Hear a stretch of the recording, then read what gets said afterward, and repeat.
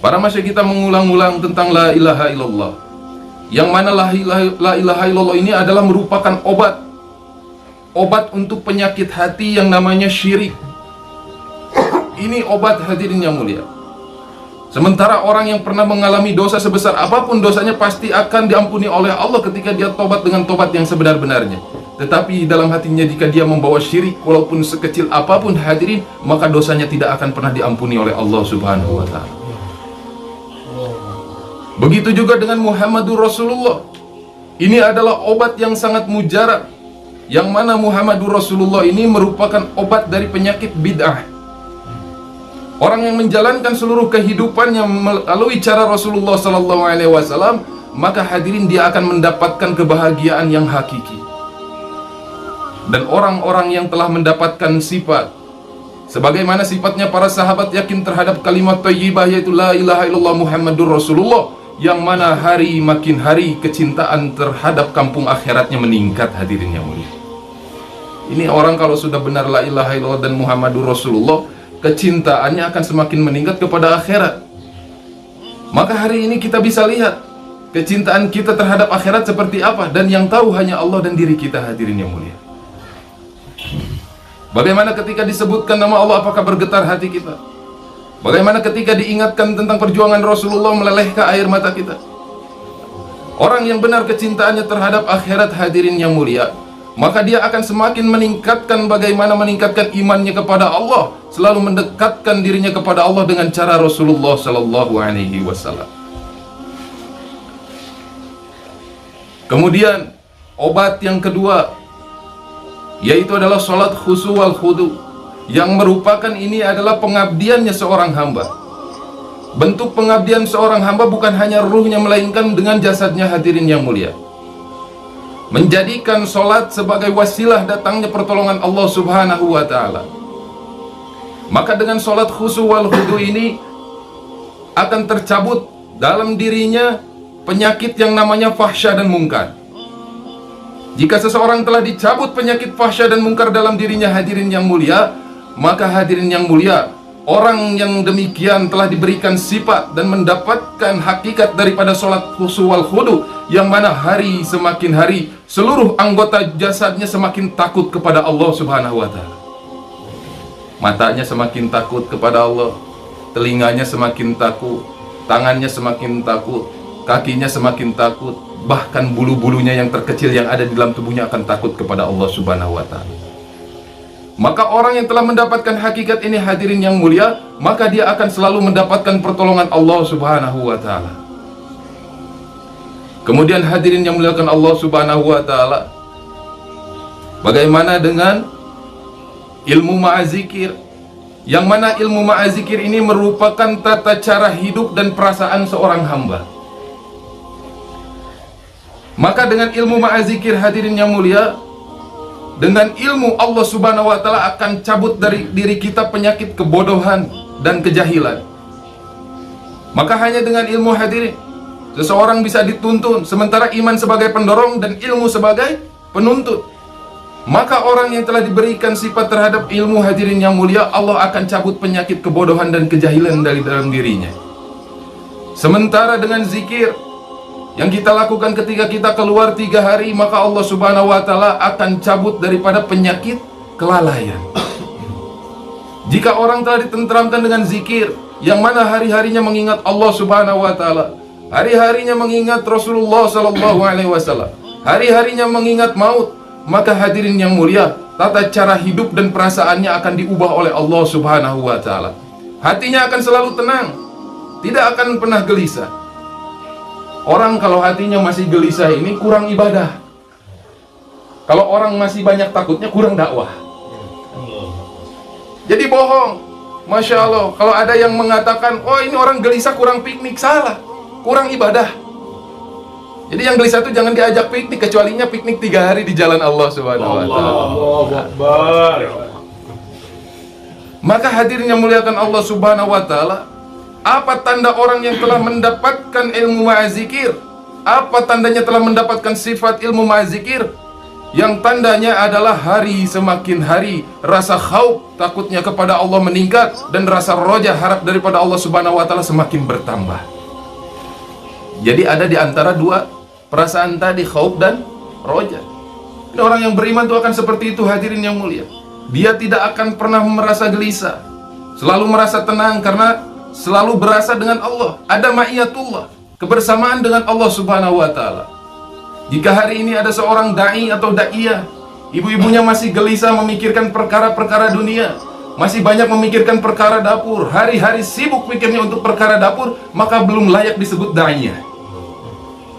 Tapi kalau sudah berubah, pulang daripada 3 hari, yang penting ada saja di dapur, tidak terlalu banyak memikirkan bagaimana memenuhi isi dapur, tapi bagaimana mendorong suami lagi untuk lebih giat dakwah, untuk lebih giat ibadah, maka ibu-ibu ini telah menjadi da'iyah. Ini keadaannya sudah hampir sempurna, sudah berkurang kegelisahannya, akan selalu tenang karena selalu merasa dekat dengan Allah Subhanahu wa taala. Ada orang naik bus dari Jawa Timur sampai ke Jakarta, busnya mewah. Dia naik bus, Masya Allah, dapat langsung hawa dingin dari AC. Tiba-tiba dia langsung tertidur. Nikmat, Masya Allah. Kenapa dia bisa tidur, hadirin yang mulia? Karena dia yakin ada yang mengendalikan supir bus tadi. Maka dia bisa tenang dan tertidur di dalam bus tadi, hadirin. Kemarin waktu ke India, Masya Allah, perjalanan 6 jam, berangkat dari Jakarta, naik pesawat dalam keadaan dingin, nikmat, langsung bisa tertidur. Padahal keadaan kita di atas udara, hadirin. Tapi kita bisa tenang, bisa tidur dan merasakan nikmat karena kita yakin bahwa pesawat ada pilotnya. Ini ajib, hadirin yang mulia. Masih banyak hari ini orang yang mengaku mengenal Allah, mengaku mengenalkan Allah, menganggap dirinya da'i dan da'iyah, tapi tidak tenang dalam menjalankan kehidupan sehari-hari, sementara Allah adalah pilot segala sesuatu yang ada di muka bumi ini. Ini bagaimana jadinya? Allah segala pengatur. Masa dengan supir bus aja kita bisa tenang, dengan pilot bisa tenang, tapi dekat dengan Allah nggak bisa tenang, hadirin yang mulia. Nah, ini bagaimana orang akan mendapatkan tata cara hidup dan perasaannya yang benar ketika dia dekat dengan Allah Subhanahu wa taala. Yang keempat, hadirin yang mulia, ikramul muslimin. Memuliakan daripada saudara muslim ini merupakan pakaian kemuliaan seorang hamba. Orang kalau nggak punya sifat memuliakan manusia yang lain, hadirin yang mulia, maka dia tidak layak memakai pakaian kemuliaan seorang hamba.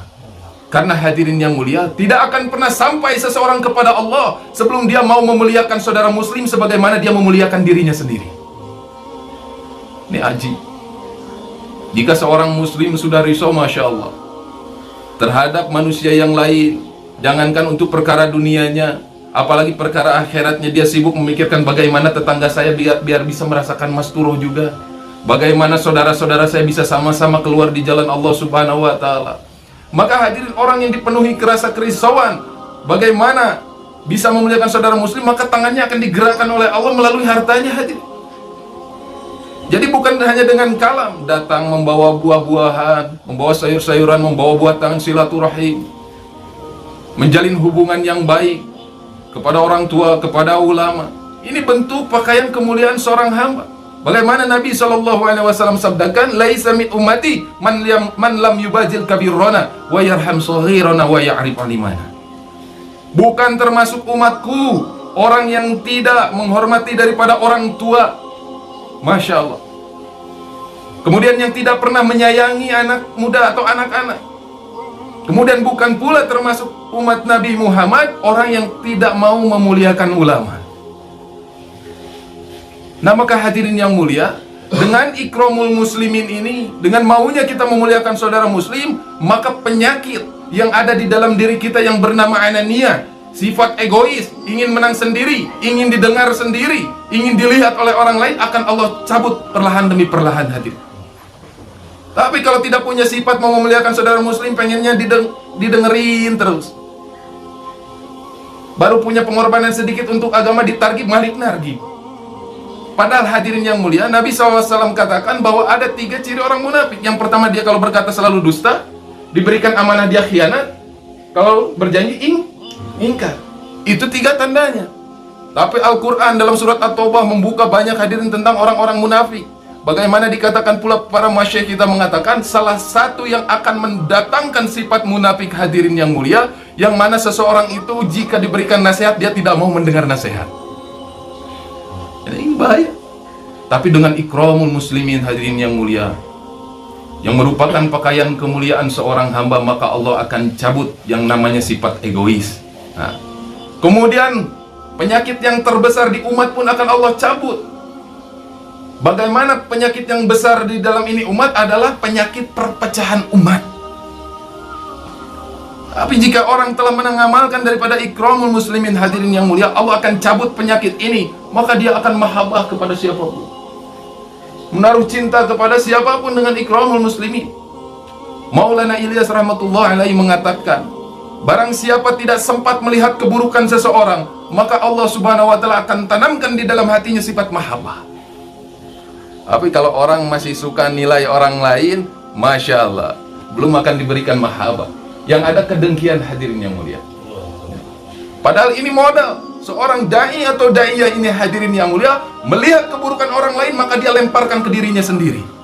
Melihat anak kecil, langsung pikirannya, Masya Allah, beruntung sekali ini anak kecil, dosanya masih sedikit dibandingkan saya yang penuh dosa. Melihat orang tua, cepat-cepat dikembalikan kepada dirinya sendiri, Masya Allah, ini orang tua sudah banyak beramalnya dibandingkan saya yang sedikit amalnya. Akan seperti itu hadirin yang mulia. Bahkan bapak-bapaknya jangan pernah memandang remeh pengorbanan saudara-saudara kita hadirin. Walaupun dia baru keluar 3 hari, pandang mereka dengan pandangan mahabbah hadirin. Jangan karena kita sudah keluar 4 bulan, 40 hari IPB, memandang orang-orang yang baru keluar 3 hari dengan pandangan rendah hadirin. Nauzubillah summa nauzubillah. Jangan. Pandangan ini hadirin yang mulia awal daripada mata hati kita. Yang dilihat memang oleh mata zahir, tapi nanti hati kita bicara hadirin. Maka orang hadirin yang mulia yang telah diberikan sifat ikramul muslimin, maka tandanya hari semakin hari keinginan membantu saudara muslimnya semakin bertambah. Kemudian hadirin yang mulia, yang kelima adalah tasihun niyah, membetulkan daripada niat untuk mendapatkan ikhlas. Dan ikhlas ini merupakan hakikatnya seorang hamba. Seseorang jika tidak ikhlas hadirin dalam ibadah, maka ibadahnya tertolak. Dan dikatakan oleh Maulana Jamsi kemarin bahwa seseorang tidak akan langsung dia mendapatkan ikhlas. Bahkan orang yang mengaku ikhlas atas amalnya, sementara dia sebenarnya tidak ikhlas. Jadi kalau amal masih disebut-sebut, saya memberikan sesuatu kepada dia, saya ikhlas, itu tandanya tidak ikhlas. Ikhlas mah nggak perlu ngomong, nggak perlu ditunjukkan. Nah, karena ikhlas ini proses, kata Maulana Jamsi.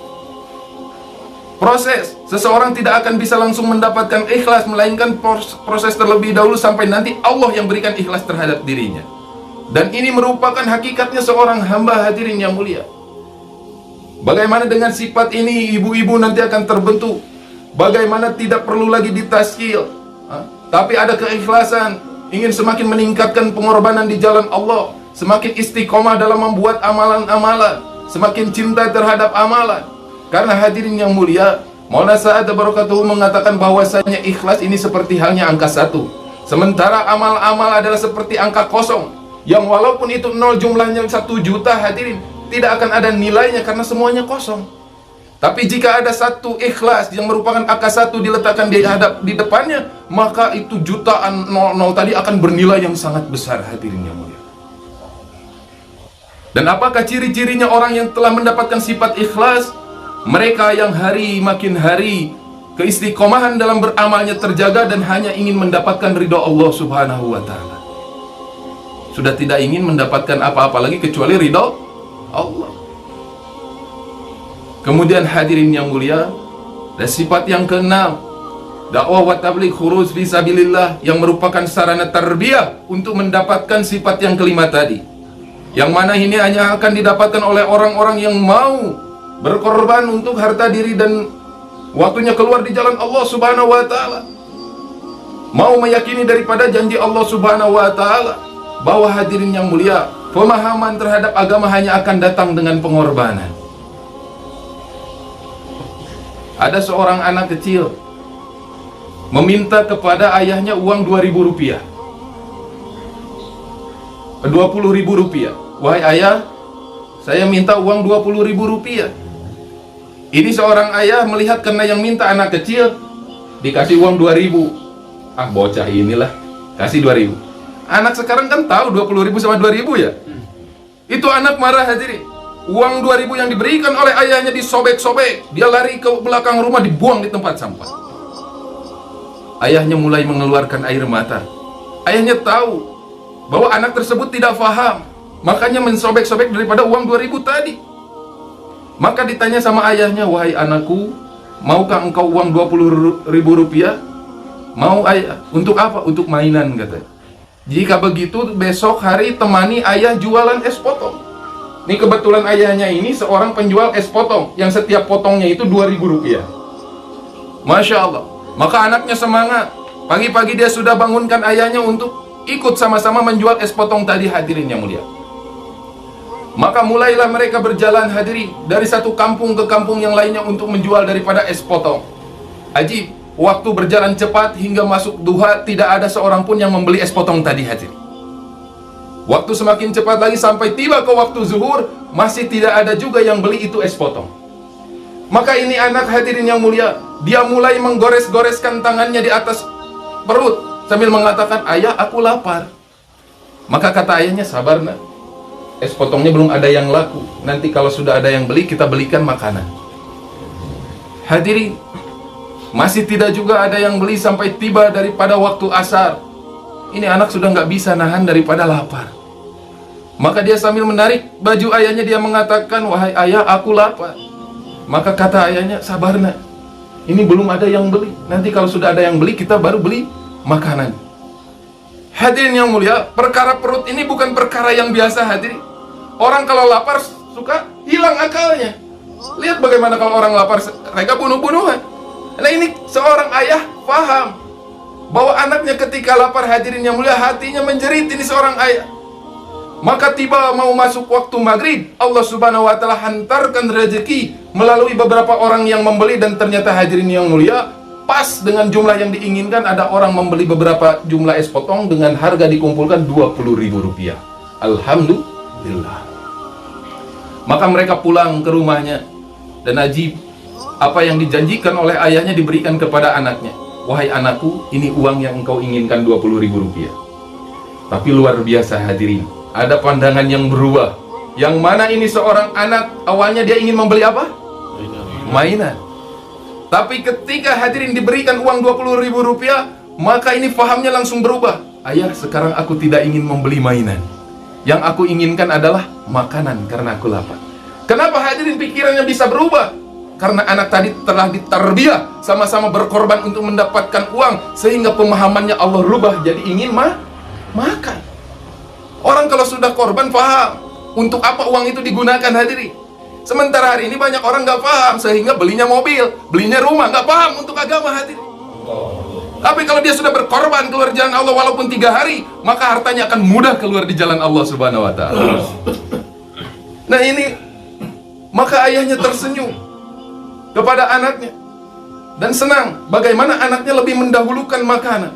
Bahkan, hadirin yang mulia, anak tersebut lari ke dapur mencari tempat sampah tadi di mana uang 2.000 disobek-sobek. Anak tersebut mengambil uang tadi, kemudian mengelemnya, disolati, lari kepada ayahnya sambil mengatakan, ayah maafkan aku, ayah maafkan aku. Sekarang aku paham bagaimana nilai uang Rp2.000. Untuk menghargai uang 2.000 saja harus berkorban, apalagi untuk agama, hadirin.